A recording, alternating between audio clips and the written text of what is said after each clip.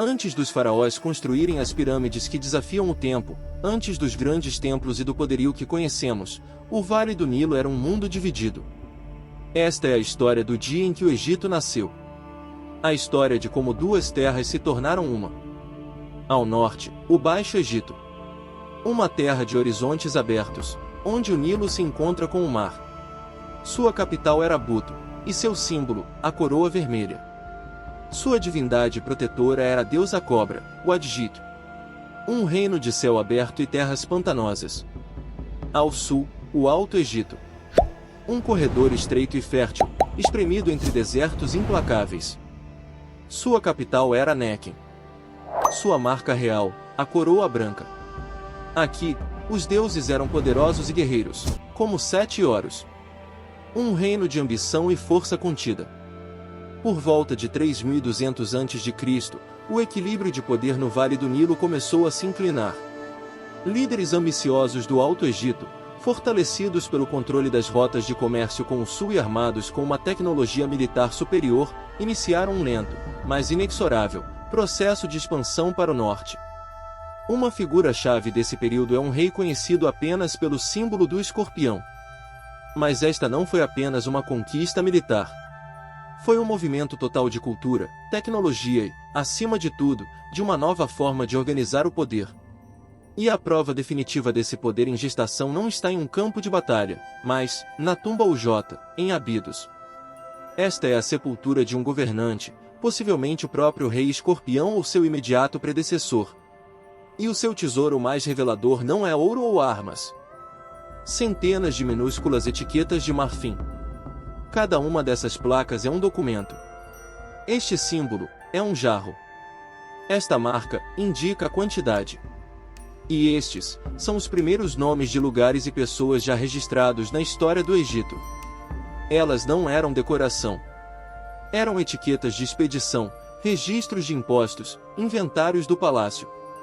Elas atestam o recebimento de tributos de terras distantes, a quantidade de lã em um armazém, a origem de bens de luxo.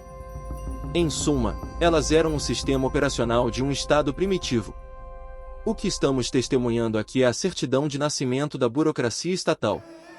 Antes mesmo de o primeiro faraó unificar o país no campo de batalha, a ideia do Estado, com sua contabilidade, sua administração centralizada e seu controle sobre a economia, já estava sendo forjada na sombra destas tumbas. A conquista militar seria inútil sem um sistema para administrar o conquistado. E esse sistema, o alicerce que sustentaria o império por 3 milênios, estava sendo inventado aqui, em Abidos, gravado em minúsculas placas de marfim. E então, surge a figura que personificaria esse momento decisivo, um rei chamado Narmer. Seu nome significa Puceluro, o peixe-gato, uma criagem feroz e tenaz do Nilo. Ele não era o primeiro, mas seria o último a precisar conquistar. E é aqui que a história é contada. Não em papiros, mas em pedra. Esta é a paleta de Narmer. Mais do que um objeto de cosmético, é a primeira página do livro de história do Egito. Uma declaração de poder esculpida em xisto. No lado frontal, vemos Narmer, imponente, usando a coroa branca do Alto Egito. Em sua mão, amassa a arma do poder. Ele domina um inimigo caído. Acima deles, o falcão Horus, a própria encarnação do rei, pousa sobre um conjunto de papiros, o símbolo do delta, do Baixo Egito, segurando uma corda que prende uma cabeça. A mensagem é clara: Horus, o rei, dominou a terra do papiro. E então, viramos a paleta, e eis a conclusão. Aqui, o mesmo Narmer. Mas agora ele ostenta, orgulhosamente, a coroa vermelha do Baixo Egito. Ele marcha, não como um conquistador estrangeiro, mas como um faraó legitimado, inspecionando os cadáveres de seus inimigos. A conquista foi consolidada. E ao centro, um símbolo de profundo significado, duas feras fantásticas, com pescoços longos entrelaçados. Os serpopardos. Muitos veem nisso a representação da própria unificação. Duas forças opostas, agora contidas e unidas, mantidas em equilíbrio pelo poder central do faraó. Mas Narmer e seus sucessores sabiam que a unificação não se sustentava apenas pela força. Era preciso unificar mentes e corações. Uma nova capital foi fundada, Mênfis, os Muros Brancos, estrategicamente posicionada na junção das duas terras. Uma nova ideologia nasceu. O faraó não era mais apenas rei do Alto Egito. Ele era o senhor das duas terras. Ele era Horus, aquele que unificava os deuses em seu corpo. A cobra o Adjit do norte e o abutre Neque do sul tornaram-se as duas senhoras, suas protetoras celestiais.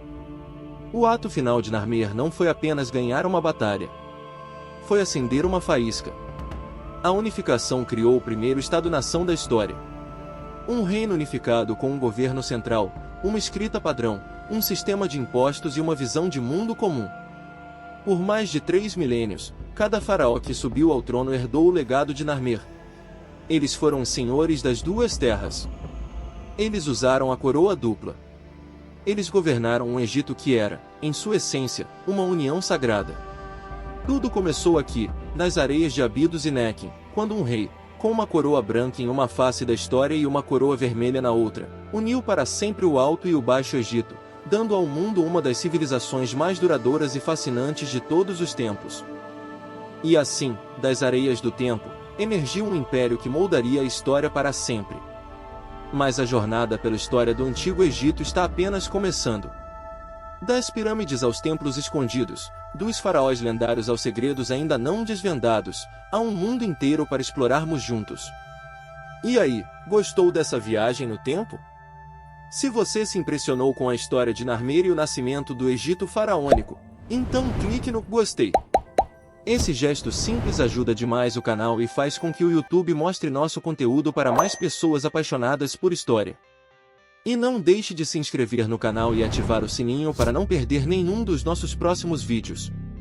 Você não vai querer ficar de fora. Agora eu quero muito saber a sua opinião. Deixa nos comentários qual aspecto da unificação do Egito mais te fascina. Foi a figura de Narmer? O significado da paleta? Ou a própria ideia de fundar um estado que duraria 3.000 anos? Sua participação é fundamental para nossa comunidade crescer.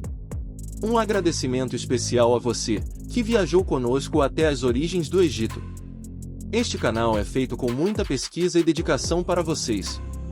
Até o próximo vídeo, onde continuaremos nossa expedição pela história.